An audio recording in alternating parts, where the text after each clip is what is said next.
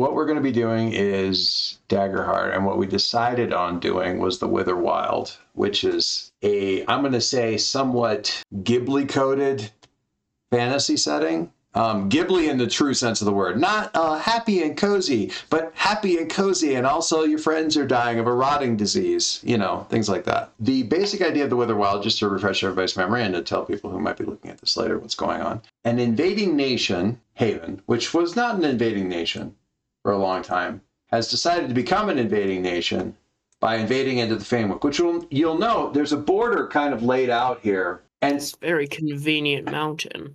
Well, it's only a ridge on one side. There is a mountain ridge. Yeah, it's not necessarily convenient. It could very much be for reasons. Okay, this area of the world. So Fanewick, down below, was once an area of great abundance and peace, and it was dangerous. Certainly, if you were unfamiliar with land or you disregarded the danger, but a cornucopia of those who respected it and worked within it safely. Haven invaded fairly recently and forced the entire land into an eternal spring by virtue of stealing the eye of a god. And that kind of it did two really notable things. It locked the world, the land into an eternal spring, and it also messed up the day-night cycle. The day and night, each day and each night in Fanewick, just in Fanewick, lasts 7 days, okay? Initially, everyone was pretty happy with the whole spring thing because, crops for days, right? You continue to just have a growing season. But this eternal spring caused a sort of aggressive fecundity or an aggressive growth known as the Witherwild that took hold and is now threatening the lives of everyone who lives there. Did you circle something there, Sean? It's me. Oh, somebody did. Oh, you were circling what is that? And there's some up there too. Yeah, I mean, that's not the only place that the Witherwild is withering and wild, but it's like one of the places. I would also like to know the gigantic tree. It's just kind of there. Really, really big tree. Visible from orbit kind of tree over here. It's just like half the size of the giant serpent in the middle of Haven. Yeah, it's a very interesting.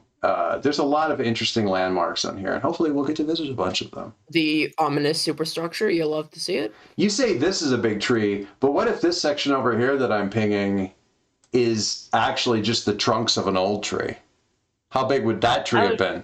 That would be a very, very big tree. Yeah, I am seeing a lot of ominous superstructures. Keeping in mind, guys, that this stuff is not necessarily to scale. Let's just remember all of that, okay? You say that, but it would be way more interesting if it was. So the touchstones that we have here for all of this is Princess Mononoke, Legend of Zelda, Dark Crystal, Nausicaa, Valley of the Wind. We're going for that kind of a vibe. That is the basic pitch. So just a quick overview of where we are on this thing. Fanewick is wild, untamed land, long avoided by outside forces. Generally, the people that aren't from Fanewick live generally Fanewick alone, partly because it's weird. The woods are dark and twisting, and the place is this whole sort of landmass, including Haven for a long time, but not anymore, is filled with what they call faint divinities, small gods. Everything's kind of got a god. A lot of concepts have gods, and they just kind of wander around and decide to do stuff. When people joke about somebody painted a really good sunrise this morning, there's somebody who does that. They are literally called the sky painter, and they handle sunsets and sunrises. That's their job. They don't do anything in between. Wake up, paint the sunrise, take a 12-hour nap, paint the sunset. And they get to do even less now because the sunrise and the sunset is only once every 7 days. Piece of cake. Easy job. So, faint divinities, small miracles, services for the inhabitants, but they're also just as likely to lure travelers off narrow paths into their ruin. So, seemingly harmless expansive field might hide bogs that engulf entire armies, consume heavy artillery as quickly as it can cross the border.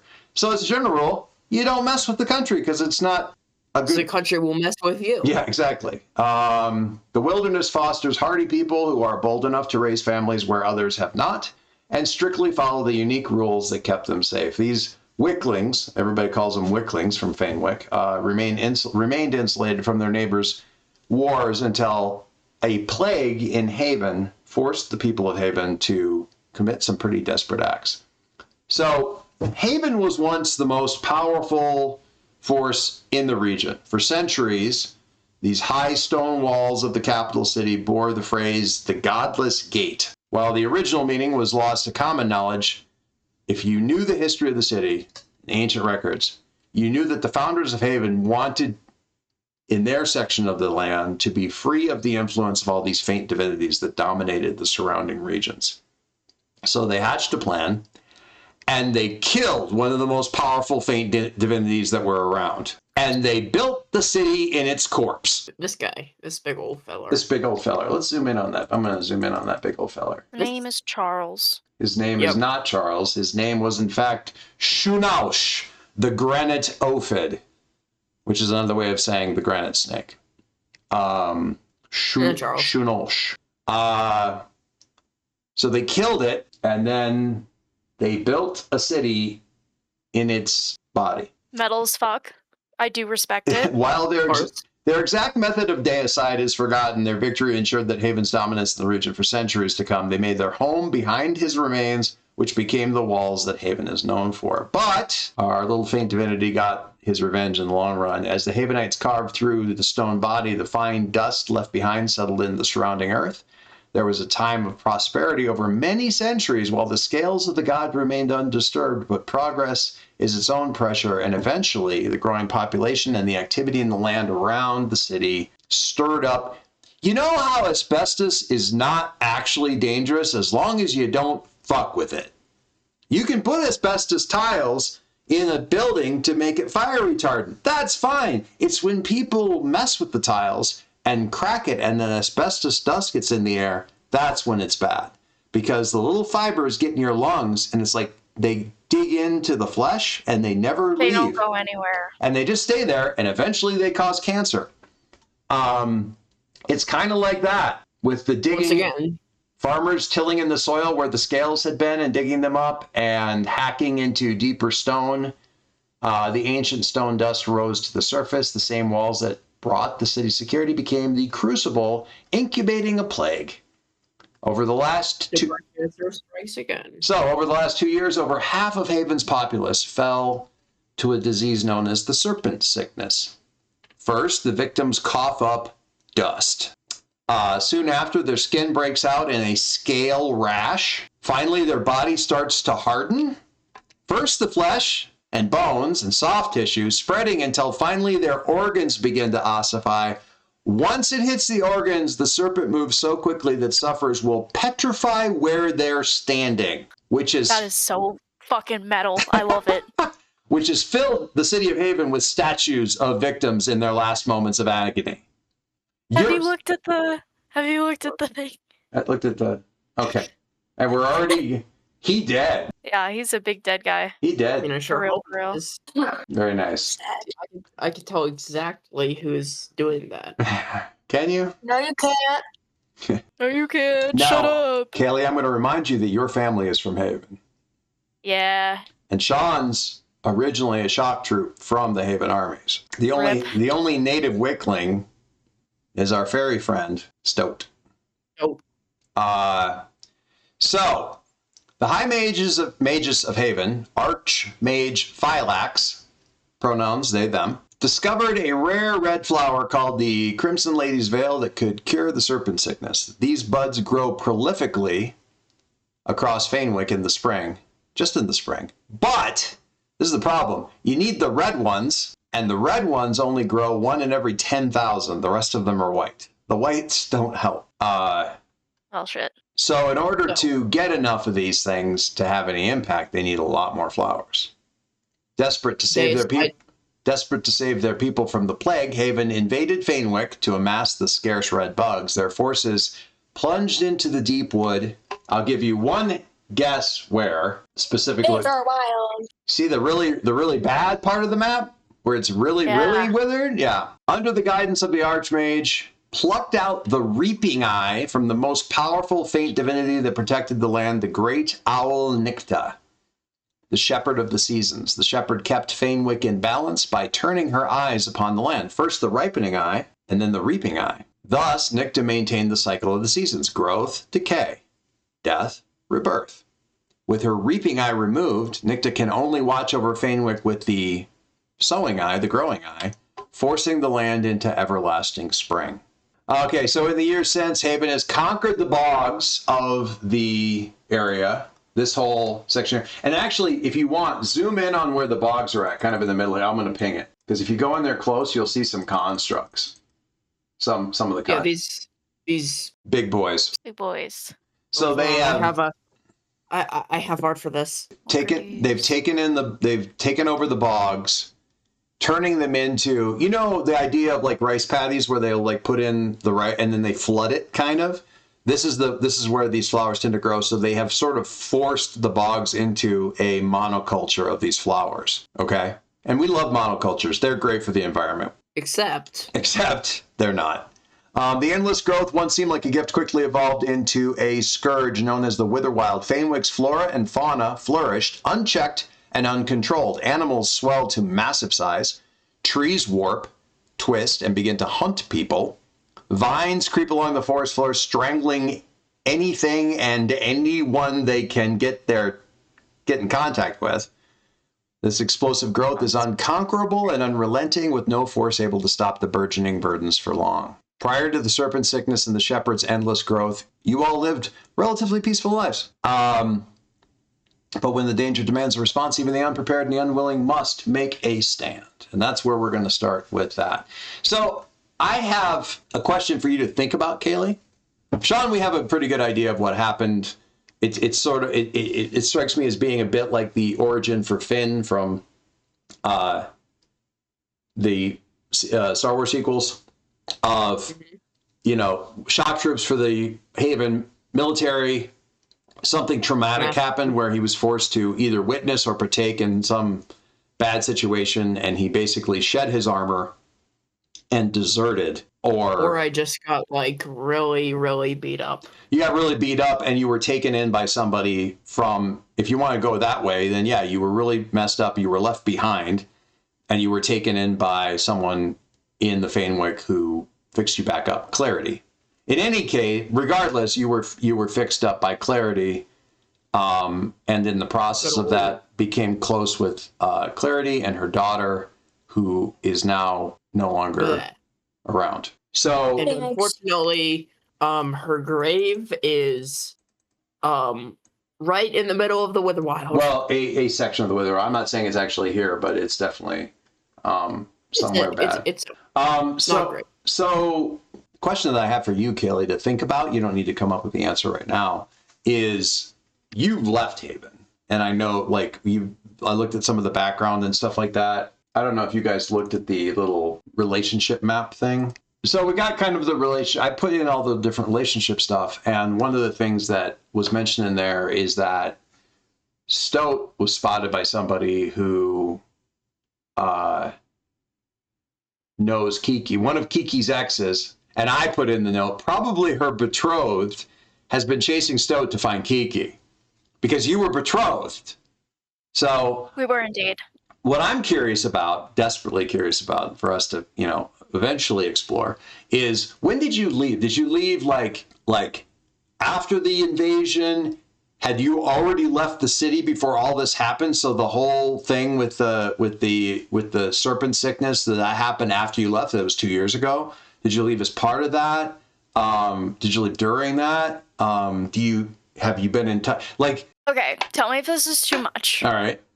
But I think there was a crew of people who got together to try and steal back the eye. Sick. I love it. And it went horrifically wrong.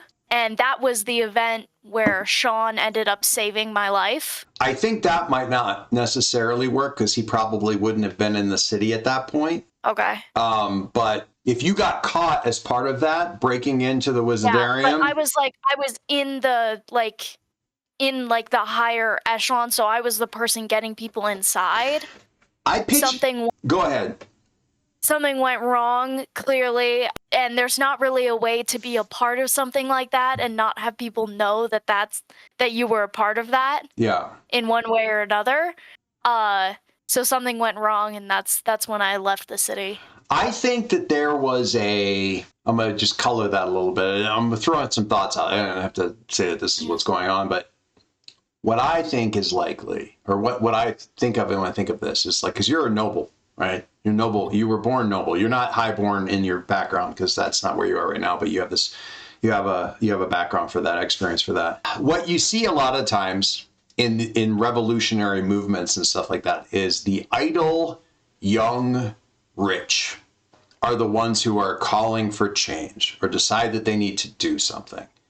And you see this in Les Mis. When you think about the guys who are like, singing the song of angry men, it's a bunch of young students. And by definition, in that time, it would have meant young, wealthy sons of nobility or merchants or whatever, who were educated and trying to get the regular people to join them in the revolution. So I think of you getting involved in this and deciding that you need to fix this because you're hearing about what's happening over in the Fanewick and how wrong this is. We're already living in the body of in the corpse of a god. It's kind of hard to argue that didn't happen when the head of the thing is literally looming over the entire bloody city, right? Yeah. So could you imagine the shade? And now they're doing it again. This is just going to be who we are, and you try to undo it. Yeah. So you get caught, and then I think that's when your family's like, okay, enough of this bullshit. You're getting married. You're getting married to this guy who you've probably known your whole life. Oh, absolutely. Super complicated. Definitely not great.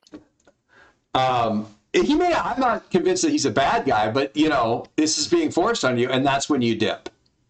No, I'm sure that the person is great, but what the they situation represent is not. Yeah, exactly. Yeah. It's not about him, but he doesn't get that. Yeah. Well, he may. Who knows? He might. Who knows? I'm not going to talk to him to find out. It's just... Anyway, sorry. You're the PETA to my Katniss. What an insult. There. Several. Some of the background there. If you look around... Man, there is some stuff happening on this map. I just noticed the other skull up top here. Yeah. There is a lot going on this map. If you go up in the north part of the map... Way up. Yeah, somebody circled it. Oh, yeah. I thought that was just a weird-looking cave. No, that's How many... Well, I mean, they're gods. They're not necessarily immortal gods. A lot of these things represent the cycle of life, so it's what it is. How many bloody deicides have these people committed? Like, come on, dude. Some. I would say some. Kratos-looking community. Okay, so you guys are on the road. You already know each other. Yep. You have a small wagon, all right? You're bringing it to a village in a section of the Fanewick called the Sablewood, okay? It's managed to, through means, it's managed to keep itself essentially out of the Havenite eye. I'm going to ask Kaylee this because I feel like Kaylee is the person who's probably most in touch with like sort of rebel stuff that's going on, or basically resistance to Haven. What are you bringing in the wagon? Like, what's in the wagon? It's not a big wagon, so it's not like, and they're a self-sufficient community, so it's not something like, it's probably not something like food. It could be specialty food, I guess, or something like that. But what's in the wagon that you're bringing to this relatively somewhat remote town? Weapons? Some weapons to arm them with, or weapons to hide, because if you hide them here, like I think probably weapons to hide, because there's like, because this place is out of the way and kept out of the way. It's it's like, you guys, we're gonna hide some stuff here. Like, the town is more of like a rendezvous point of like major trade, like major smuggling routes. Because it's like, it's not direct in any kind of way. So that's like, You know, if you're like, oh, well, you know, if you want to move stuff fast, like they'd probably be going to like this town up here. So that's the reason why we chose this town. Nice. I'm going to ask you for the first roll of the game while we're just rolling along here in the wagon. And I'm going to switch, actually, before I do that, I'm going to switch back over to this little road thingy and say, I'm going to move the party ribbon over here. And I'm going to ask you for our first roll of the game. Oh my gosh. What I'm going to ask you to do, Kaylee, is I'm going to have you make an instinct roll. An instinct roll. So all you have to do, if you move your mouse over instinct on your character sheet, you'll see that it turns into a pair of D12s. So all it does is it rolls your D12s for you, and it will add your instinct, which unfortunately doesn't take very long because your instinct is 0. And I don't think either one of your experiences really applies to this, because the question is, what do you know what particular challenges you might have for bringing this stuff to the village? Like, what challenges are you going to face once you get this delivered to the village? Okay? I'm just rolling. Yeah, just click on instinct, and it should, if you look at the chat, it'll show you your result. Don't have advantage or disadvantage. You do not? Not adding anything. Roll. Okay. So if you look over at the chat, that's not bad. Okay. I mean, good and bad. It's not good. It's not good. It's a 9. Dad, do you have your fear things? Do you have your fear stackers? I don't have my fear stackers with me. They're downstairs, but it doesn't matter in this case because she rolled hope. Is it? What? It's orange, though. Orange is the hope dice. My orange is hope, blue is fear. Yep. That doesn't make sense. Yeah, it does. Because it's like gold. Gold is hope, and blue is depression. Oh, I'm shining like a So what you got there, Kaylee, was a 9 with hope. That's how you would say that. I got a 9 with hope. Okay. Okay. Now a 9 is not great. No, it's an not. easy roll would be beat a 5. A not super hard roll would be beat a 10. Pretty average challenge would be beat a 15. Difficult would be beat a 20. I really just didn't do good. Yeah. Did I? But you did get hope. So great, awesome. What I would like you to do on your character sheet, if you scroll down just a bit, you'll see that there's a hope tracker. I'm sure. And you can hit the little plus button there and change your hope from 2 to a 3, which gives you 3 hope. All you were told from this is actually, tell me what this looks like, Kaylee. Tell me about the guy who was briefing you on bringing these weapons here. Who is this dude or person? Well, this guy is an older, what's the cow people? Fomari? No. Furbolg? Furbolg. Okay. Yeah, he's an older Furbolg. He has been doing this he's clearly a little bit tired. Kinda has that. He's definitely really busy.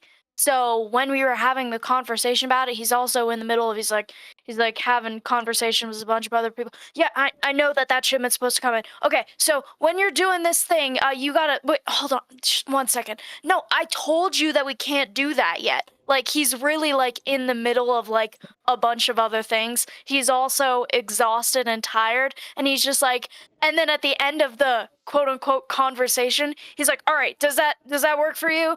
I'm just yeah, sure. Yeah, it works. I'll figure it out. Yeah, I'll figure it out. So it wasn't so much that you weren't paying attention.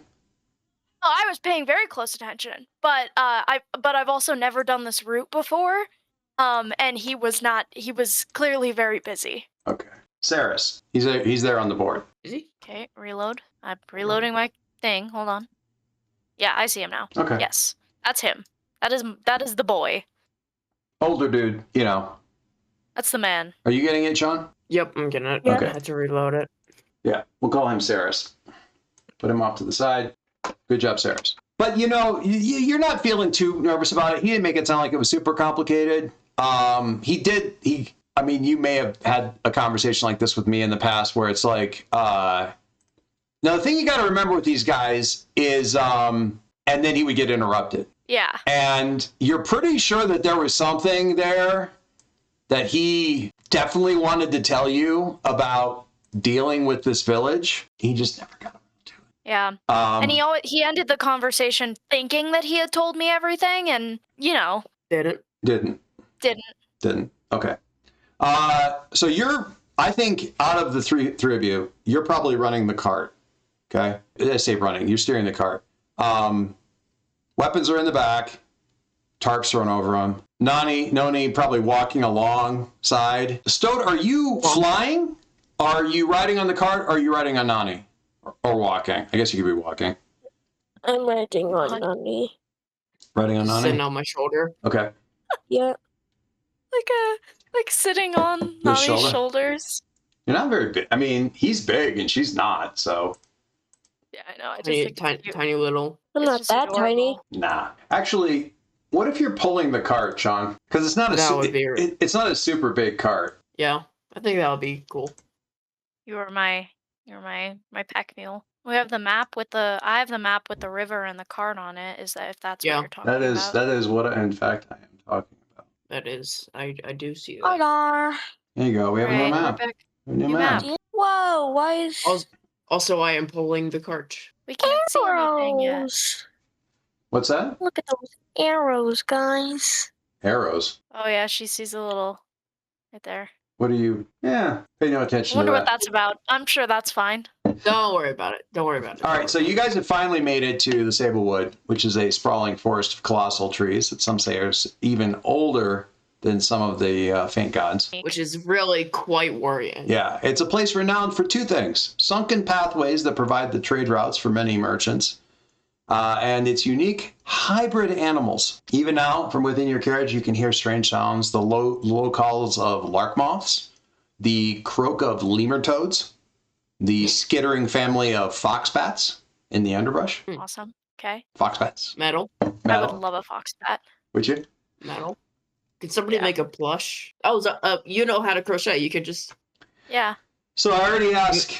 Make the art. I already asked Kelly something. So what is unique, Zoe, about the look of the trees here in the Sablewood? You've noticed something unique about the trees here in the Sablewood. What is it? We already said they were old. It doesn't have to be a big thing. It doesn't have to be a big thing. I kind of noticed that a lot of the trunks of the trees are like kind of rotting, but not like wither wild rotting, like just like normal rotting of age, but everything else is like perfectly like brand new. How do they smell? Is it a good smell? What the mushy part? Like what kind of smell did the trees give off?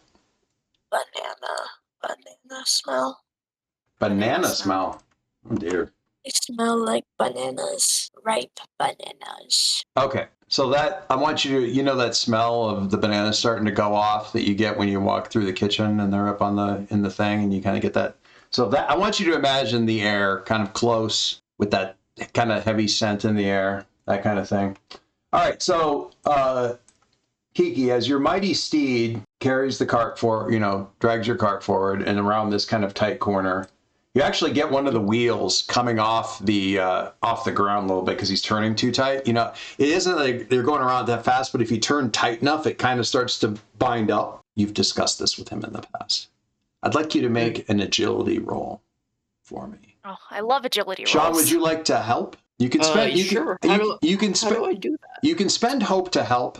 Let's find out if we need to first. You can spend a hope to help, and what that does is, if you spend that hope to help, you get to roll a d6. So there's a couple ways that we can use hope, and some of it's on the character sheets and stuff like that. But one of the ways that you can use hope is you can spend a hope, and you can bring in your experience to give you a +1, or rather +2 or +3 or something like that. But one of the more effective ways to use hope is to help. And if you help somebody with something in some way, you spend the hope and you roll a d6 and add it to their roll.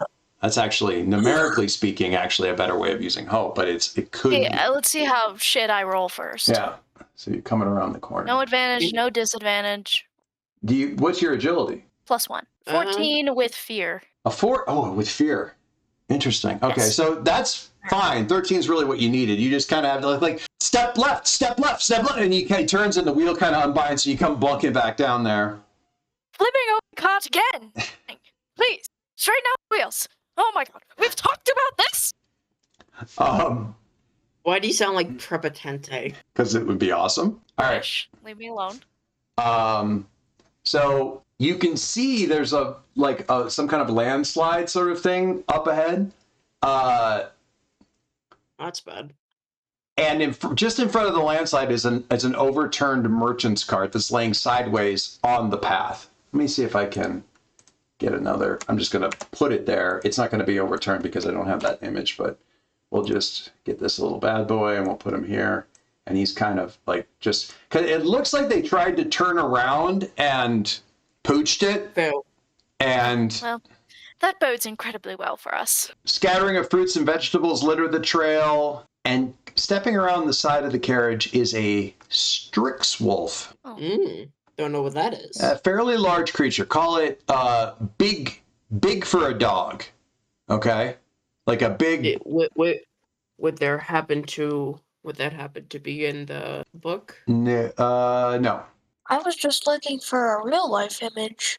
There's no such thing as a real life image of the Strixwolf. Because it is as we mentioned here in the Sablewood, one of the things that's very commonly happens is hybrid critters.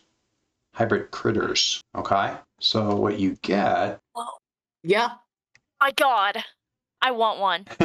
A large creature with the body of a wolf, face of an owl, and large wings on its back. If not friend, then why friend shaped? It's still chewing on its meal, which is, if you had to guess, the hand of the merchant that was on the wagon. Okay, it is no longer friend shaped. Disregard previous. Less friend shaped now. It's kind of staring at you. It's curious more than anything else, trying to judge whether you're a friend or a foe. And you can see, following closely behind it, two small pups watching both you and their mother cautiously. Oh, fuck. We can't kill this one. God damn it. Shoot. Well, we'll have to get around it. So, do we just, wait?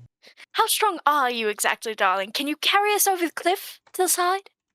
Up and around? I mean, you may be able to go back because, if you look at the map, there's maybe ways you could get. I'm just going to ping the map, take a look. You might be able to get back through the trees this way, maybe get back over to here, and then maybe there's a way up and over, but... Would good with kids apply in this situation because children are around? Because... They are technically kids. I mean, I think that you have the kind of demeanor that can make you look less dangerous. Okay, so I'm gonna roll present. But we can't get past them anyway because of the rock slide, right? Well, you can. Well, yeah, as I was just saying, you may be able to circle around, go over here, and maybe find an alternative way around this thing. It's kind of hard. There's a lot of brush in the way, so you can't really see. So it may be difficult, but you may be able to do something there. Yeah, what's your presence normally? Presence is +1, and I would be adding 2 because I'm good with kids. Oh, Jesus. 26 with all that diggity dog. That's a good roll. Holy moly, that's a good roll. I am so good with kids, baby. Is your presence a 1? Oh, yeah, nice. My presence is a +1. So you managed somehow, and this 12 and 11. Honestly, this is astonishing for you guys to watch because I kind of was expecting the druid to do something with a wild creature, but somehow... I was trying to help, but you didn't notice. Yeah, honestly, it's amazing, guys, to watch this at work because Noni has a talent for making himself seem small when he is not small. They are not. I think I'm actually just reducing some of the extra pipes and exhaust just coming out of my back. Those pop tubes, you can just... I think I'm just shrinking some of the... I'm actively sort of making myself smaller by reducing the auxiliary stuff. I just want to highlight what Zoe just said. Those pop tubes. Wow. I've just made myself... Yeah, no, I know exactly what you're talking about. It's beautiful. I just want you to notice that I heard that. The exhaust is going a little bit into my engine a little. Yeah, you physically click down smaller, or make your silhouette less imposing. And I'm just on my knee, putting my hand out to one of the Strixhaven Strixwolf pups. Do we call them pups? Yeah, pups is good. Pups work. And obviously that worked. Obviously that worked. So that's a 26 with hope. So you Gain get the a hope back. back from that roll, right? Yeah, you get the hope Yep. back, so you're still at 2, which is exactly correct. All right. So, Sean, great result. This thing actually, like, it's initially reluctant, and the pups are still not really coming too close to you. One of them comes a little bit further forward, but the mom kind of like growls at it a little bit and kind of comes forward with its head sort of low, and then it sits about 6 feet off from you and just watches you, but you actually get a little bit of a feathery tail wag from this. Zoe, I need you to are you sitting right on his shoulder still while all this is going on? Or did you stay back with the wagon? No, I'm still there. Okay. Just chilling. You're on the shoulder. So- What are you doing while, actually, let me ask this question. What are you, and then Kaylee after you, what are you doing while this, are you focusing on this, or what are you doing? It does initially, when he first steps forward, kind of give like a little hoot howl kind of thing. And Zoe, you think that's maybe calling to another Strixwolf out in the forest somewhere, like as a be ready, these guys might try some bullshit kind of a thing. But you don't say anything at the time. He's doing it right. He comes forward, and then we have that moment where it comes up and kind of sits. But initially it was doing some kind of little, maybe a signal kind of thing. So what are you doing while he's rooting around for something for it to eat on a creature that doesn't eat? Dude, like, look around for some food. Right then. Oh, Quick have you got some food that you think might? The backpack, the nomad's backpack thing. Can you tell me about the nomad's backpack? No, Would you? I don't have the card. Yeah, you do. I don't. It should be in your character sheet, so. Nomadic pack. Add a nomadic pack to your inventory. Once per session, you can spend a hope to reach into this pack and pull out a mundane item that's useful to your situation. Work with the GM to figure out what item you take out. What is if you want to spend a hope, you can pull out basically the perfect thing for a Strixwolf. What do you think is the perfect little snack for a Strixwolf? It's probably meat, because you're talking about wolves and owls. These are not vegetarian critters. I'd say I pull out a tiny little sack with an old piece, or not old, but like last night-ish piece of meat that I would have for the Strixwolf. Like a leftover piece of meat from a meal from the last time we were like in a town. Okay, perfect. So you're doing that. What are you doing, Kaylee? Spend a hope for me, and these things are going to definitely. You're like Raven binding these guys. It's great. So I spend. I am going to go around, and because like we could definitely deal with the rock slide, but I'm watching Nani and Stoat deal with them, and I don't want to distract Nani from like the wolves and to like try to deal with the rock slide, because I don't want to worry about them like not being able to like do both things. So I want to go around over here and just see what's over here. Okay. And see if there's like another way around while the wolves are currently occupied. Okay. While you are doing that, I would like you to make a instinct roll. Or I can't roll anything else. Well, let me. No, I think it's probably an instinct roll. Unfortunate. Rip. Yeah, it is an instinct roll. Sorry. Fine. Hey, okay, 20 with fear. Oh, very nice. What with fear? Okay, so that's going to be a thing. I'm just racking up the fear, y'all. That's okay. I was about to use fear anyway, so this gives me... Awesome, great. Oh, no. Great. You're fantastic. Glad to hear it. Love to see it. Jesus. Okay. All right. So as you come around these trees, Kaylee, you do an unexpected thing here, which is pretty great, I think, personally. I'm going to reveal some part of the map here. Oh boy. Oh no. Oh no. Oh no. It's a lot of space. No. As you're coming around here, you see 4 individuals in here that are, well, I'm gonna tell you what they're doing. Okay. I'm gonna show you what they're doing. So you get to be right about here. There's like these things are like thistly, thorny Baldur's Gate, they'd be the tangle thorns kind of thing, like kind of crap you can get caught up in. Okay. So they were not expecting you. They're clearly getting ready. So this one here, the ribbit up top is up top, and he's gotten up there, but he's creeping along. This one's on the ladder, but he's whisper arguing with the ribbit down here, who's like motioning emphatically, like hurry up kind of a thing. The Furbolg is impatiently waiting, and this guy has stopped to, like, for some reason, argue with the ribbit about it because they were not ready, and apparently they're not in a great spot for this kind of thing, and that's the situation that you're in right now. You are trying to get around, or are they trying to like ambush us?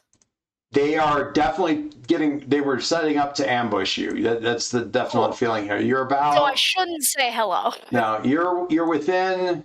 So right now you're within close range, barely on the Furbolg. You're just outside of close range on that ribbit. This guy's, you don't really have a shot on him. He's the stones and stuff are in the way, but this guy's kind of. You would be at disadvantage on the fungrel. This guy up here, I doubt you could even really get a shot on, but it'd be pretty bad. This guy's fine, and the frog is. You'd probably have to move or something like that. Or you can just shout a warning and say, "Holy crap, what's going on? What do you want to do?" So I'm asking because I don't know the answer. Do you think there'd be some kind of signal between the three of us of like some kind of shit is going down signal, but it's like meant to, like, I feel like this would be a thing that like Zoe came up with of like, this is a thing that like her family used to do of like some kind of bird call or something that sounds like similar enough to the natural sounds of the forest that it's like somebody who, like, if you don't want somebody to know that you're there, they won't, but the people who hear it are like, oh shit, like you need backup. Is that a thing that I could attempt to do? I'm going to ask the group whether you would have done that. What do you guys think? How likely do you think that is? Pretty likely. I think, yeah, probably. Some kind of oh shit warning? Yeah. What would that be? Would that be a presence? Instinct, maybe? She doesn't want it to be instinct. She really doesn't want it to be instinct. Well, no, because I'm looking at the descriptors for it, and it's charm, perform, or deceive, and I feel like that would be like a perform. Probably. If the idea is to get a signal out without them realizing that it's a signal, then yeah, you need to do a perform check, I think. Okay. I think it would be some kind of like, the thing that people do with their like bird call kind of bullshit. And not have it come out caca, caca, caca, caca, caca, caca, caca, guac. That is ambush squawk. 23. That's a crit. That's what purple is. Nice. Your mic cut out, so I know you're really excited. So, Kaylee, you take a hope. You always get a hope on a crit. Yep. Okay, cool. All right, so Kaylee, since you rolled hope, I've got some fear that I'd like to get rolling on, but since you rolled hope, I'm going to leave the spotlight with you. You've still got it, and you are hidden, which I believe for you means you're also cloaked. And you signaled them. You guys now know that there's danger afoot. Whatever that signal is meant to convey, there's danger here, and Kaylee, you can still act. Okay. Then I am going to... So I'm cloaked. Yep. So I can sneak attack. If you succeed on the attack, then you get to add an extra d6 to the damage. Okay. Okay. So I am going to shoot whoever is and so my crossbow is... my hand crossbow is far, right? Yep. So you can reach anybody in here. So I can just shoot anybody in here. Yeah, take your pick. Okay. So I want to shoot the guy, this one, because he seems like he is closest to being in a position to attacking. I will tell So- you that you're going to have disadvantage on that one because of the angle. He's up on a tall rock kind of a thing. He's up. Okay. He's up on top of a rock, and you've got to. He's got. If you see all these ledges and stuff here, he's a couple. Yeah. Like he's probably. there's a ladder. He's probably like 20 feet above you, and not at a great angle, and he's crouching. So it's a hell of a shot to try to get him. If you move a little bit, and I'm going to let you move anywhere kind of in this, like anywhere in this kind of area and stay close because the tent's kind of in your way. You can get an angle on these other three guys pretty easy, but he's just going to be hard. Okay. And there's no way I take out one of these guys without the rest of them noticing. Probably. He might, the guy up on top might not notice because he's actually kind of creeping forward to see what the hell's going on over here. But these three are literally all looking at each other down below. Okay. So Yeah. whatever happens, the shit will definitely have fully hit the fan at that point.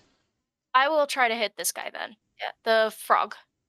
The ribbit. Okay. All right. Sounds good. So I am rolling. You basically can click on the hand crossbow and it's going to do all it of makes it. Okay. Yep. Yeah, and I have +2 for my finesse. that. Yeah. Which it adds. Okay, it adds automatically. Yep. You just have to click the hand crossbow and it'll do your thing. Okay. Yeah. So Cool. just click the finesse on the hand crossbow. Yes. Hold on. Give me 1 second. It's loading. That is a crit.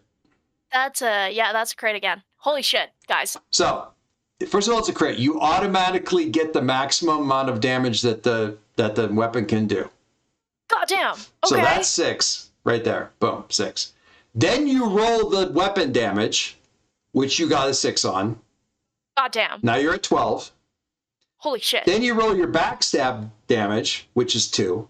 So now you're at 14. And then you add 1 because it's 1d6 plus 1. So now you're at 15. So this guy's Big dead. damage. No, not Yeah. necessarily. But you did hit very, very well. I shot this fucker right in the neck. Right in the artery. You don't know how many hit points they have. You don't know. That bitch is a frog. There's no way he lives. He's not Yeah, just a that's kind of frog. racist. That's kind of Technically not even a frog. He's not just a frog. He's a ribbit wizard. Oh, great. So I targeted the right guy. I Because mean, wizards suck. Good job. You hit the spellcaster. Yeah, exactly. I targeted the right guy. so I'm you glad I hit, changed my mind. you hit for 15. Awesome. His threshold is for severe damage is a 12. Come on. Okay, awesome. Oh. Cool. Great. Big numbers, big numbers, big numbers. So that means he takes 3 hit points of damage. Awesome. Literally That's so slay. So How many hit points does he have? now Oh, that's Yes. none. So I killed him. He literally drops with a crossbow bolt in his throat. wait, which one? The frog. frog. The frog is like, "Will you just get up the?" Let's cut the charade. You are no frog of mine. So He's using the darkness to hide his approaches. We're empty-handed, up against an archer. all right. You don't think I know this forest? We have a druid. It's really Very that nice. was. You feel good? I do feel good. Yeah. So yeah, I he's feel good. Good. Call me McDonald's because I'm loving it. all right. I am gonna. So listen, I'm gonna spend a fear to take Okay. the spotlight, even though you crit. Which means I have to blow a fear just to move things along, just to take things over. Normally, if you like roll with fear, I get to do that, but I am not. So he's stealing my spotlight. Wow, rude. Yep. Just throwing this out there because I want to understand the mechanics of it. Mhm. In a situation where you didn't use the fear, because I rolled a crit, I would then have another action. You could keep the spotlight, or you could hand it off to somebody else. Okay. Okay. Rolling with hope. If you roll with hope, and a crit by definition is rolling with hope, means that your side keeps the spotlight. It can be you. Oh, okay. I am having, and then if you roll, and even if you succeed with fear, it's going to roll over to me.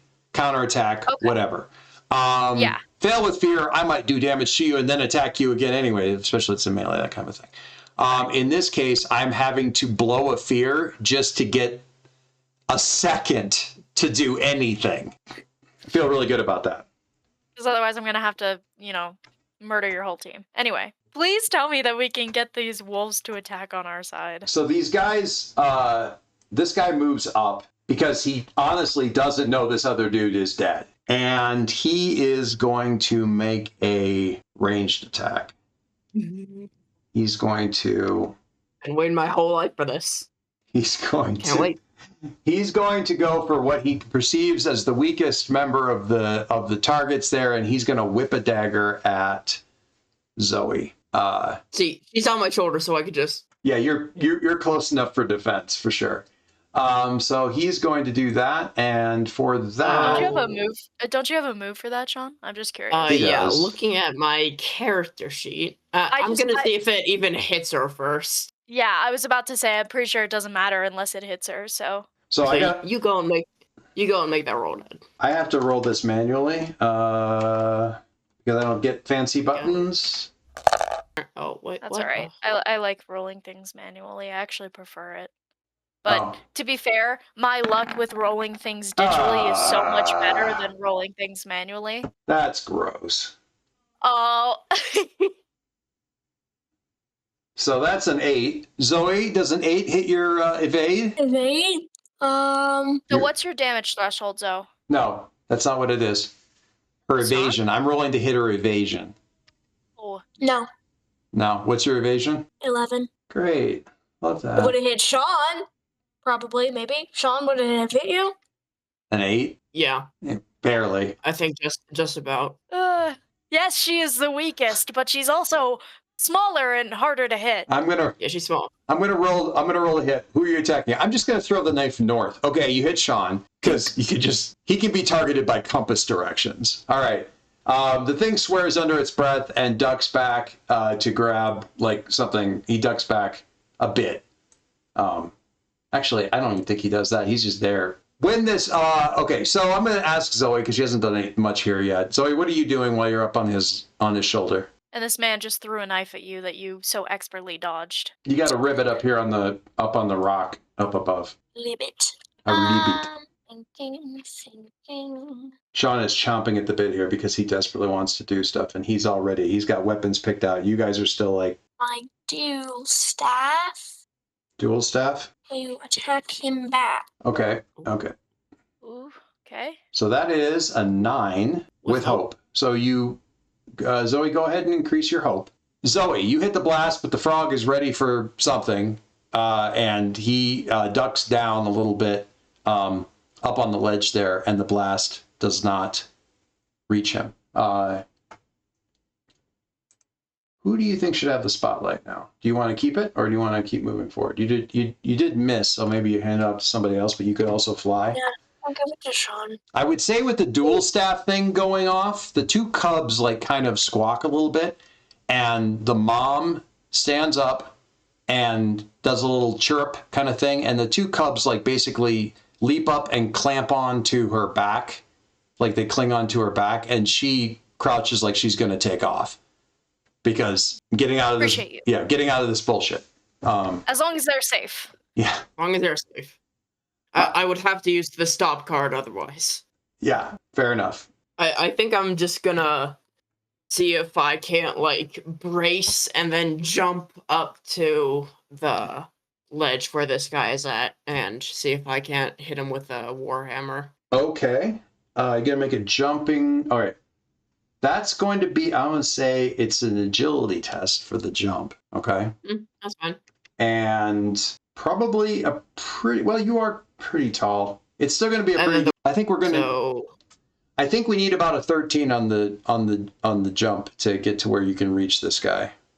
So could I possibly use my experienced shock troop? Here's my thinking on that. And I'm going to continue this forward. I appreciate you asking. If you feel like it applies, and to a certain extent, use your storyteller GM brain for this. But if you feel like it applies as a shock trooper, that you would have been trained to like get up weird terrain and stuff and get into melee and that kind of deal. And this is the important part, you are willing to spend hope on it, I'm probably going to say yes. Because you know your character better than I do, and B, you're spending the hope on it, which is a resource that you're using up. So if you want to spend hope on it for the +3, go for it. Okay, cool. So I'm gonna get rid of one of my hopes. I'm gonna click on the agility, and I'm gonna and it would be +1, but I'm adding 3 because I am built to purpose as an X-Shock troop. So I am getting a +4 for that. Nice. Roll that. So that is 12 a with hope. 12 with hope. Zoe, need a 13. Yes. Do you want to help him? Please help me. Sure. Okay. You have the ability to do nature stuff just sort of generally, right? That's one of your abilities. Have you got your character sheet where you can look at that? It's one of your cards, right? Wild touch. You can perform harmless, subtle effects that involve nature, such as causing blah, blah, blah, blah, blah, blah, blah. Okay. Okay. And there's vines and stuff around here, so I figure you can do some sort of magic thing to sort of give them a boost. Little branch boost. I'm not going to make you roll because literally all you need is a 1. Okay. But she basically just gets a couple of branches that sort of come out and you're kind of trying to reach and a little branch kind of gives you a little extra boost. So I'll let you do an attack roll. Also, I rolled that with hope, so I am getting back the hope that I spent to add my +3. Yippee-ki-yay. And then your attack. Can he also attack him after that? Yeah, that's totally yeah, fine. I can get the spotlight. There is a... Yeah, he rolled hope, so keeping the spotlight, and this was all kind of meant to be mixed together, so I'm fine with him keeping it and moving things along. Yeah, I was just asking. 'Cause Yeah. I was like, I don't know how the action. There really isn't an action economy. It's much more like masks than it is like anything else, except that there's like the rolling with fear kind of there aren't hard rules about it. It's more like signposts for if you keep rolling But hope. it's kind of like you kind of like operate under the assumption of like, okay, well, if I roll it with fear, then that's probably like the last thing I did. Yeah. Yeah. And rolling with Okay, fear, that makes sense. rolling with fear is a time when I get to make a move regardless. So, Okay. and that a lot of times that's going to be one of my guys is going to do something like that. You guys aren't rolling with fear though, so Hit him. I'm gonna see if so I am going to hit him with my warhammer. he was the leader. He should live a little bit longer. Womp womp. You don't know. Sean could roll really badly. Well, the difficulty on this guy is a 14 to hit, so good luck. One of the reasons I like using the roll 20 for this rather than rolling our own dice, at least the first couple of times, is it does the math for us, so it kind of... There's the attack. Are you kidding me with this? Rip. Mark hope. Built different, of course. Max damage, and then roll the dice. So max dice damage. So it's a D10, right? So you automatically are doing 10 plus whatever the normal dice roll would be. So roll the dice. 1 second. Roll that dice. Roll that dice. See if I can roll that. Okay. What's the damage on the Warhammer? It is 1d12 plus 3. Oh, it's a D12. Get cooked. Dad is just realizing how much he has to bump the difficulty on these fucking bad guys.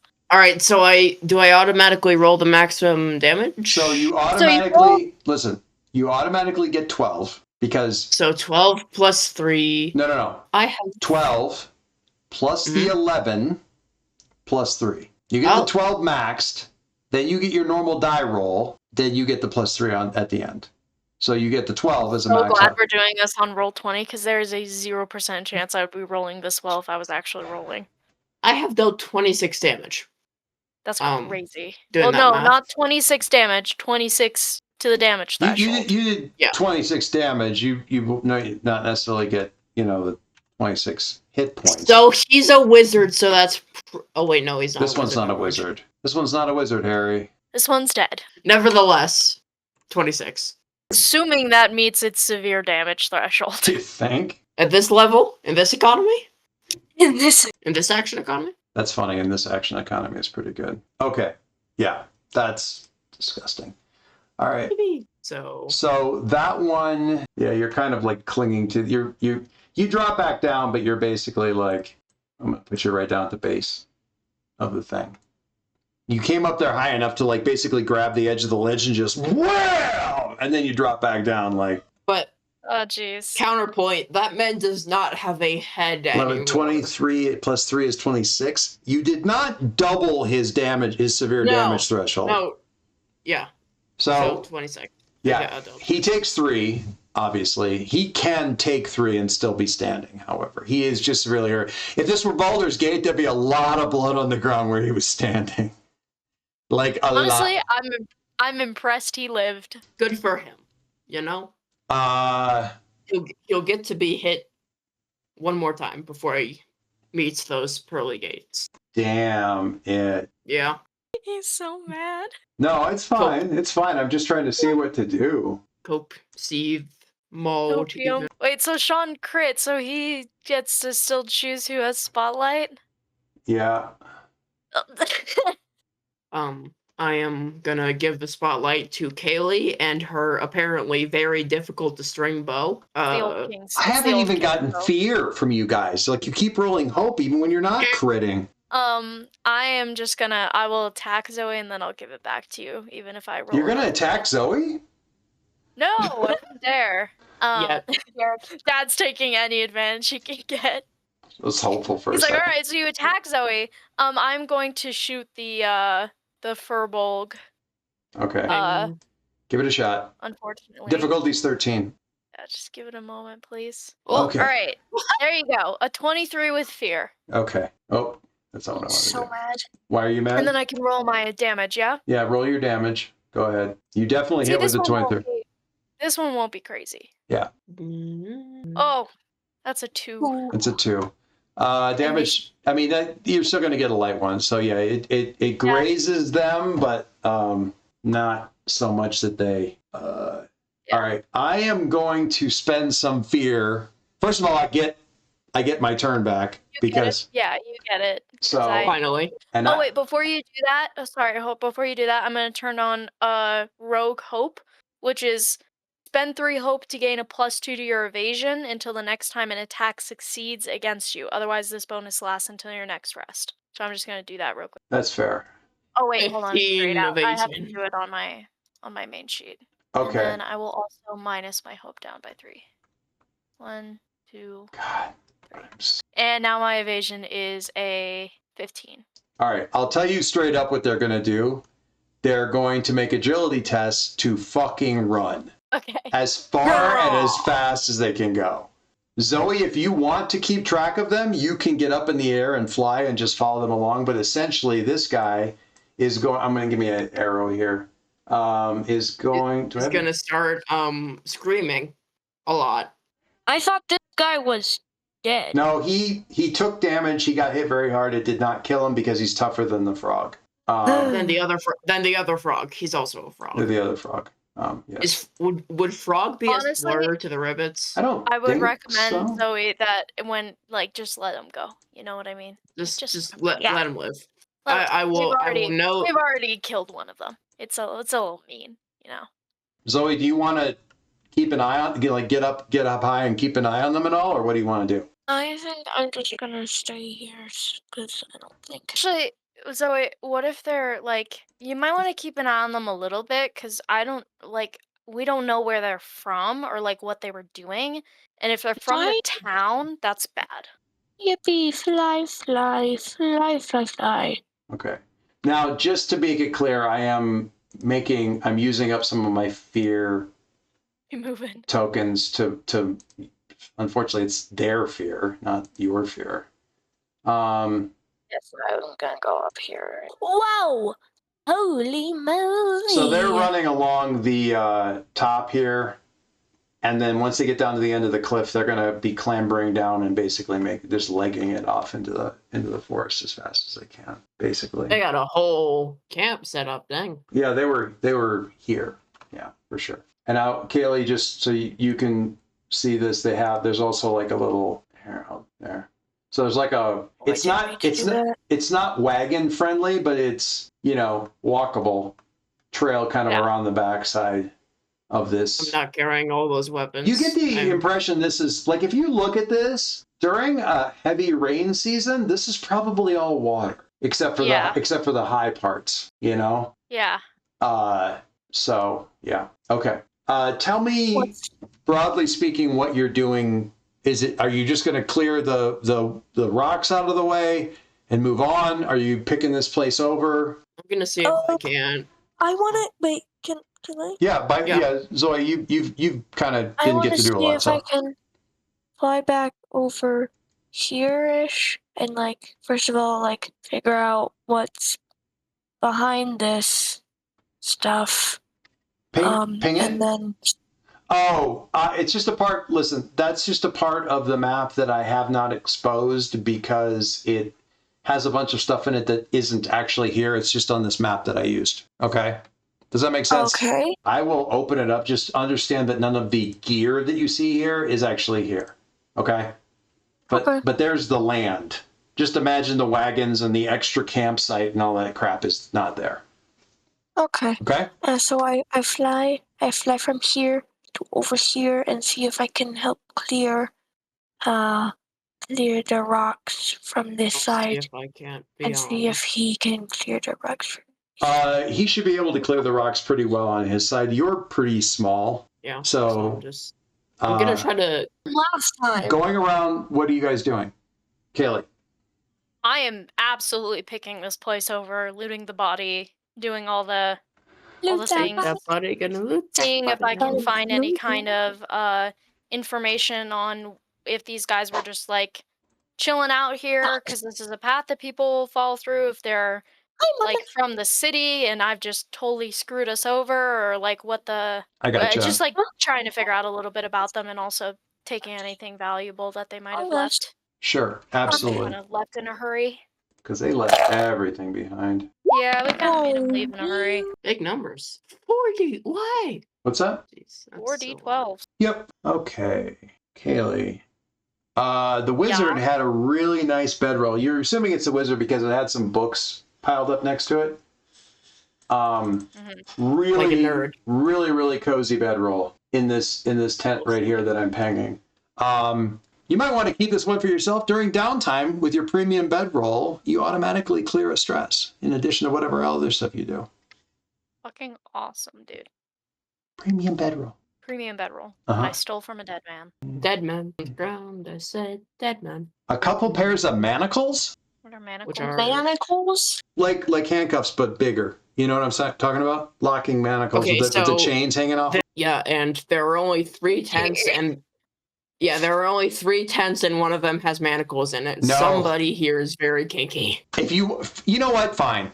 One of the tents has a pair of manacles, has 2 pairs of manacles in it, and you're just trying to figure out whether it was the furbolg and one of the frogs or the fungrel. You can't really tell. Or both of the frogs? Maybe it's both of the frogs. Who knows? Couple of pairs of manacles. They do come with a key, so you've got manacles with a key. And I kind of feel like, well, I'm sorry, this is going to feel like it's all stuff that Kelly's going to be the most excited about, but Kelly, you've seen this last thing. This was, there's in one of the backpacks, there's like a wooden, like a little, almost like a, here, I'll show you. Something like one of these boxes, right? Okay. Except not so big. You pick it up, and there's this pebble-sized stone in it. A pebble-sized stone is kind of a stupid thing. Anyway, you've seen one of these things before because it's got a rune etched in it. It's called a glamour stone, okay? You can use it to essentially, like you hold it in your hand while you're focusing on somebody. You've got to focus on somebody, and it sort of memorizes their appearance. And then you can use it to put the illusion of that person's face on your face. Yes. Mostly. One at a time. So one memory per, like you can only have one in there locked in. No idea. Actually, I can see this. Can I take you over for a second? Hey guys, what do I look like? Give me a sec. Like check this real quick. Okay, what do I look like? And she kind of like squeezes her hand, and she looks like the frog, the ribbit that Sean slammed, the blue one. Like her face shifts to look like that. One of the other people in the camp had set this thing up so they could pretend to be the boss. They were so kinky. Why are they making a sex thing? I totally wasn't doing that. You're the worst. You're yelling so much that your mic is That's so funny. No, I thought it was funny. You guys suck. It's like glamour stone with You the guys! Don't you guys! Yeah. Okay. Yeah, she's been contributing nothing of the kinky stuff. As near as you can tell, these guys were just bandits that were set up that had set up here, Kaylee, to hit this road. There's they've been here for a while, but it's half like bandit camp and half like we're just living out in the wilderness. You know what I'm saying? Nice. So I walk back over to them and I'm like, so I found a pretty new trinket and a lovely new bedroll. So I'd say that this was worth the trouble. Given ignoring, and you're just given that stashing given the other that stuff. Noni is looking at a trinket that can make his face look like something that the rest of his body does not remotely look like, and it's a bedroll for somebody who doesn't sleep, the value of what you guys managed to gather together is probably somewhat low from his point of view. But, you know. All right. We're going to stop there. We're not quite to the village yet, but you have gotten through the ambush thing. We got a little chance to... I feel like we should call this episode Trinket Shopping, because that's what this was. No, it was like, that was like one tiny... Violent trinket shopping. The bloody trinket. The Strixwolf and the Well, ambush. that sounds like, yeah. You made a friend out of a Strixwolf, though. Yes. I get to call the horn like in the, like with the ogres in Baldur's Gate 3. Hoot, hoot. Friend-shaped and critical hits. That was a nice crit on that. You guys had a lot of crits. Also, stop rolling hope. The hell? I currently have... Intended mechanics go burr. I basically have, like, the way I'm counting it, like one fear left. So you guys need to get some work done. Intended You just need to get mechanics good. go burr. It's great. All right. Thank you, guys. I'm glad we got a chance to do this. We will get to the village next time where other shenanigans will happen. Bye.